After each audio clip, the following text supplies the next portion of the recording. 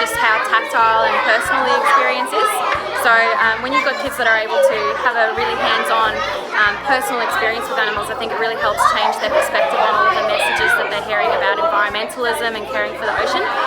So I think that really helps instigate change because it gives kids a personal investment and a bit of a personal attachment to why we should look after our oceans.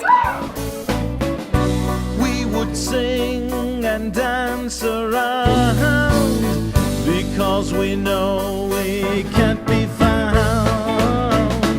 I'd like to be under the sea in an octopus's garden in the shade.